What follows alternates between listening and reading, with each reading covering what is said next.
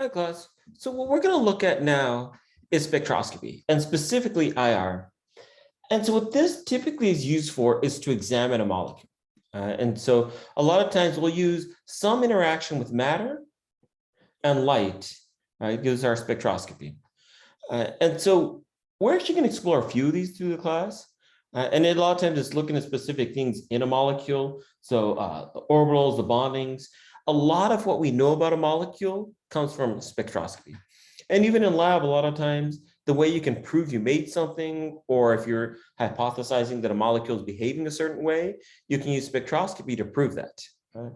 Now, organic chemists a lot of times use this to either determine an unknown molecular structure, right? So if you discover something and you want to know what the structure is, you can use spectroscopy. The other thing, and we'll actually do this in lab, is if you make something, how can you prove you made what you thought you did, right? And especially if you're making it for the first time, how do you prove to someone that you made that? One of the things when we talk about IR that you really want to focus on is it really relates to the functional groups, right? So when you're talking about IR, we're generally relating it back to functional groups, right? So we talked about the different functional groups in a molecule. And so a lot of times in lab, what we're going to do is convert one functional group to another. So are we going to see those two different functional groups, either in our starting material or product? And so we'll actually kind of go through that a little bit and see how we can look through spectroscopy into molecules and what they do and what they look like. All right, so when we're talking about IR, we're actually looking at the bending and stretching of bonds. Right? And so a lot of times we think of bonds as being kind of fixed structures, almost like steel bars, but they really have a lot more flexibility, right? Because they're electrons. And so they actually move in and out.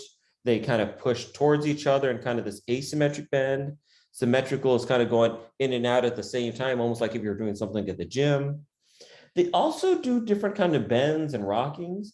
And so there's different vibrations that the atoms can do. And so one of the things we should think about is that molecules are constantly moving and shifting and turning. And so when we draw pictures of them, they're a snapshot of what they look like in that moment. Right? Now, one of the things we'll see is some of these vibrations and these stretchings are very IR active, and they're going to be what we look for. Right. And so we don't have to be able to pick out all of them, but we want to pick out the ones that are going to help us figure out something about the molecule. So I'm going to go into more detail exactly where these spectra come from, how we're going to read them, but I just wanted to give you a quick picture of one. So this is an IR, so infrared spectra of ethanol. Right? And so ethanol is CH3, CH2, OH. And the way that the IR is going to output the data, right? So we're going to see our spectra, is it's going to start with, this is our transmittance, and this is our wave number, right? They're going to generate these peaks that are going to correspond to groups in this molecule. So one of the things you're going to see is that this OH stretching is actually going to account for this big peak here, right? We'll see that some of the CH stretching is actually going to be for this peak here. And so there's going to be other peaks we're going to talk about, but we're going to generate peaks in the molecule, and then we're going to be able to find them in the spectra and work our way backwards. Right? And so we'll go through that. And so it's going to be important to note that where things show up on this wave number, and then we'll also talk about if it's a strong peak or weak peak. And that's going to talk about how prevalent these peaks are. And so we're going to go through this, but I kind of wanted to give you a big picture of where we're going. All right, so I know sometimes people don't love memorizing stuff, but one of the things that we're going to have to do is commit some of these groups to memory. Now, it's never a specific number, like you can say, oh, it's a 2935, like and get down to that level of detail. What we can definitely see is each of these different little groups, right? They're going to be in this range. So what I would want people to do is try to memorize this range, right? So like our OHs, NHs, and CHs are going to show up in this range. Our triple bonds are going to show up in the 2200s. Right? Our double bonds around 1700. And then we get a few of these other stretches, but they tend to show up in the fingerprint region, and we're going to talk about that here in a second. All right, so all the peaks are going to show up, and then we're going to try to find them. one of the things that's tough is not all the peaks are diagnostic. And so that means sometimes there's a peak there, but it's tough to tell exactly what that peak means, right? If we already know the structure, sometimes we can work backwards, but you're actually going to see, and we'll talk about this here in a minute, but the fingerprint region can get really messy. So it's actually really hard sometimes to pull information out of it. So what we want to think about it, and I want to ask you a lot about this, but I think it's important to just generally know where this is coming from. So your IR peaks come from a couple different things, right? They come from the strength of the bond, right? So the stronger the bond, the higher the frequency.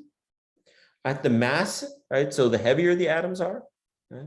And the type of vibration, right? We talked that there's some stretching and bending, and so those different vibration things are going to contribute to these, what the peaks look like, right? And so we'll talk about that as we look through them.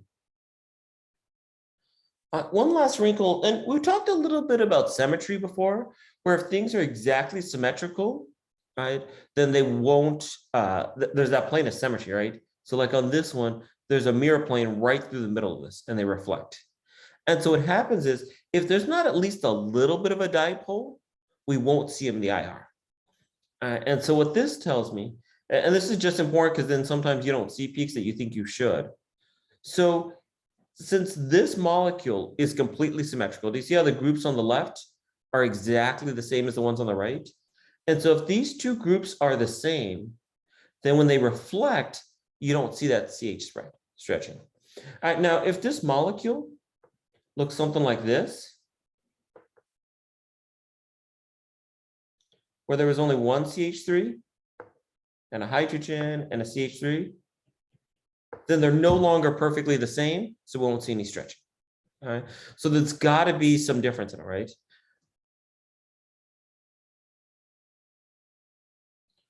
What I would do is put a star by this page. Right, so this is kind of where I expect you to memorize things. All right, so when you're looking at this, and we're going to talk about how these peaks are going to look a little different, but what I would assume is that these three NH, OH, CH are going to show up at about 2,800 to 4,000. Okay? So this is the region. If you see a peak, it's going to be one of these three. Triple bonds are kind of nice because there's not a lot of them, and there's really only two types you're going to see, and they're going to be in the mid 2000s. Okay, so they're going to show up somewhere in here. And then we have our double bonds, right? Carbon oxygen double bond, carbon nitrogen double bond, carbon carbon double bond, right? And they're going to show up at around 1700. Last thing, if you're at 1500, we're actually going to draw a line. And this is going to be our fingerprint region. So generally, and every now and then we'll take a peek, but we don't want to pay attention to the spectra below 1500. And the problem with that is, and the reason they call it a fingerprint region is you're actually going to see a bunch of peaks in that area. And so if you have an O spectra and you want to overlay the two, it actually works really, really well. All right, so we can do that. But if you're just trying to get one out of the blue, it's really, really hard. All right. And so you got to actually like know the spectra to use the fingerprint region, right? It's just kind of like if someone took a fingerprint, you have to have it in a database or something to compare against. You can't just see a fingerprint and be like, oh, that's Dr. Franco, right? You have to have something to compare it to. And so that's kind of the idea behind it. All right, so let's talk about a couple of them. So I think the best way to do this is just kind of look at some examples and kind of work our way through. So one of the things when you're looking at spectra is I would pretty much just start at 1500, draw a line, and pretty much anything to the right, we're going to just kind of ignore. All right, so well, there's peaks there, and this is what I was telling you about, that you can see some different peaks here. They're characteristic to the molecule, but they're not inherent to like a specific group, right? So it's going to make it hard to get useful information from there, at least for our class. So what you do want to do is everything above. And so we said that generally our CH stretching happens here at about the 3000 range. And so these peaks here are actually the CH stretching in my molecule. So here's the molecule we have. It's an alkane and it's nonane. And it's got all of these CH groups, right? CH3 and a bunch of CH2s and some more CH3s. All those CHs are kind of put together in this little cluster right here. And so there's our cluster. All right, alkenes, and as we add more groups, it's going to get a little more complex. So that's a couple different stretching. So we're going to do the same thing. Generally, right, we're going to go right at 1500, draw a line. And we said anything past that, we're not really going to pay a lot of attention to. If you notice over here, we still have our CH stretching, right, which are all these CHs over here, these CH2s and the CH3s. What we also have, though, is another CH peak over here. And what that one is the CH stretching off of a double bond, right? Do you see how we have these double bond ones here?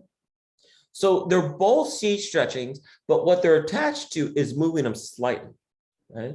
So here's my CH stretching off an sp3 carbon, right? So essentially a single bond. And then the one off the double bond is just slightly to the left. The other thing we can see, so that's the CH stretching. We should also be able to see the carbon-carbon double bond. And remember, we said the carbon-carbon double bond shows up at around 1700. And so it's actually right here. And so if we look at our molecule, we can see that carbon-carbon double. And so as you're analyzing these, this is what I would do is try to find the functional groups, right? So we found the double bond, right? So carbon-carbon double bond. And then see if we have any different types of CH stretching, right? You're almost always going to have CH stretching, right? There's very few molecules in our class that don't have a carbon-hydrogen bond. So you're going to see some CH stretching, but we have two different types, right? So this is the sp3 CH stretching, and this one's the sp2 CH stretching, right? And so we see those two different types of CH stretching. The other one, and you might have been asking when I was going over, well, you blocked a bunch of them together. How do I tell which one's which? So the two most common you'll see in the double bond range is carbon-oxygen double bond and carbon-carbon double bond. The carbon-carbon double bond is the one we just saw. It's nice and sharp, but it's kind of little. The carbonyl, right, my double bond oxygen, is much, much bigger. Right? And so that's kind of the difference. The carbon-carbon double bond is, smaller peak, very sharp, prevalent, you'll see it, but the carbonyl peak is really pronounced. All right, so it tends to be one of those stronger peaks. And so when we talk about this is the intensity of the peak. All right, so the more intense the peak, the bigger the peak is. All right. So one more thing we want to do is kind of compare all of these peaks. Right? So if we're going to look at all of them, let's try hexane. And so remember, hexane is just 6 carbons. That's a bunch of CHs. So we'd have our CH3, and then some CH2s, and another CH3. So really the only functional group we'd expect, right, we'll put our fingerprint region there, is all of the CH stretching, right? We have all the CH stretching, and that's exactly what we see here, is just that CH stretching, right? And it's for all of these combined. And some of them might have slightly different shifts, but that's why it kind of looks like it has those ridges at the end, right? So that's our CH stretching. All right, now we have an hexene, and I'm going to be a little bit lazy and just draw the zigzag form. And on this one, we should have a couple different things. All right, we're still going to draw our line at 1500, but now we still have all the CH stretching that we had before. But we also have our double bonds. Our carbon-carbon double bond is right here. And then the other thing we have is the CH stretching off those carbons, right? So off of here, you'd have a carbon with 2 hydrogens, hydrogen, hydrogen. And so those hydrogens off the double bond would give us that peak on the end. So a little bit different, right? All right, one more. So I'm is going to say triple bond. So we're going to have a triple bond. So we should see the triple bond just like we saw the double bond. And so we see our triple bond right here. All right. So that's the carbon-carbon triple bond stretching. And it's really nice to look for because the triple bonds are really the only thing you see in that 2000 range. So that really yells out at you. All right. The other thing we'll have now, right, is just like the other one. So the CH stretchings coming off of these carbons is still here. And now we can see that one hydrogen that would be coming off of it off that triple bond there on the end. And you can see as we get to a higher sp character, right? So a higher s character, it's moving farther and farther to the left, or a higher wavelength number. And so you can see that even though they're very, very similar molecules, just adding that double bond or triple bond does make some distinct changes in the spectra.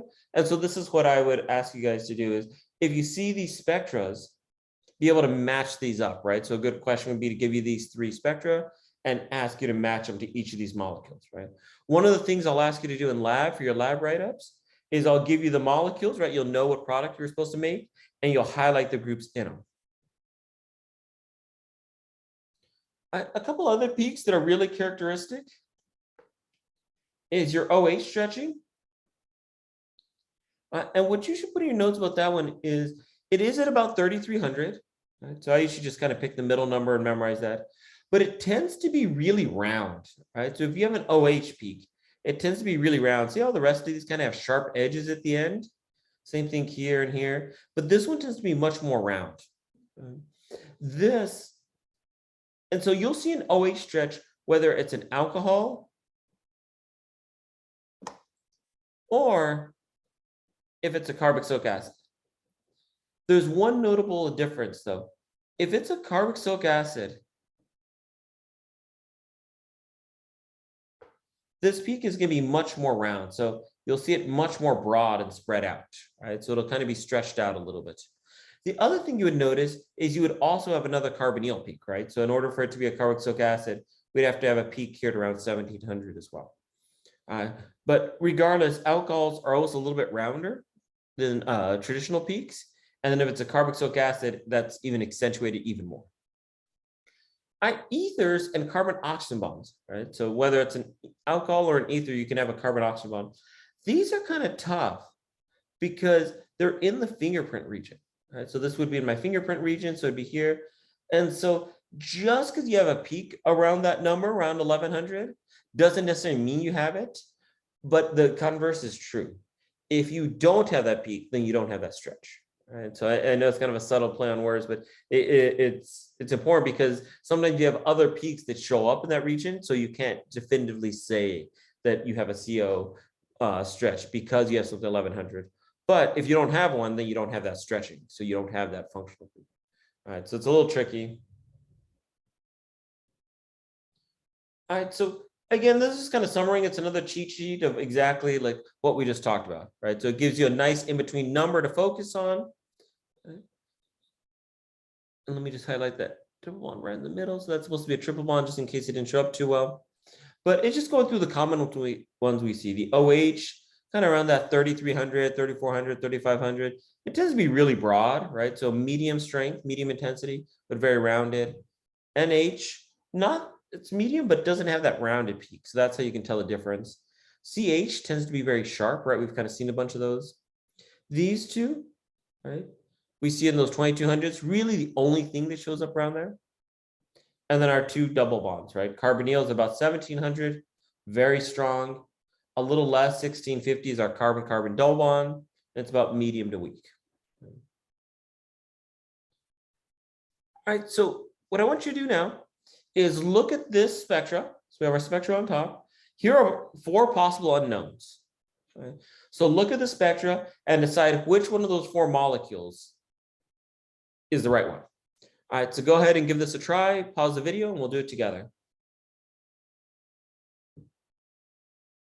All right, how did everyone do? So what I would start with is we have our spectra. Let's just identify the peaks we see. So I think right here is our CH stretching. Right? It's really sharp, so that's how we know it's a CH stretching. We know that we don't need to look further than this 1500. So 1500 is right here. We're going to kind of ignore everything else. But I do think there's one more peak we need to pay attention to. It's this one here at about 1700. And it's really pronounced. Do you see how it's really big and it goes down towards the bottom? So that's going to be my double bond O. And so if I look now, we have to have a CH stretching and a carbonyl, right? Carbon-oxygen double bond. This one has CH stretching, right? Remember all those CHs that are implied? It has my carbonyl, but it also has an alcohol, right? If we don't see that alcohol peak, it can't be in our molecule. So sometimes the lack of a peak can give you just as much information. So the fact that we're missing that OH peak tells me it can't be this molecule. All right, this one has a triple bond, which would show up at about 2200. There's nothing in that range right here, right? It would be right around this range. And so that can't be it either. This one doesn't have a carbonyl, right? It would be missing this big green peak. It would have this one, but not the carbonyl peak. So it can't be that one. And so we're left with this one on the end, which works out really well, right? Don't forget there's these implied hydrogens off of each of these carbons. And then we have our carbonyl peak here in the middle. So let me just highlight the groups. So this would account for that same green peak here. And then all of those implied hydrogens would generate the CH. And so if you like, I can just put the orange kind of around it for these implied hydrogens. All right, and so that would be our structure. So this would be it here. All right, I hope that was helpful, class.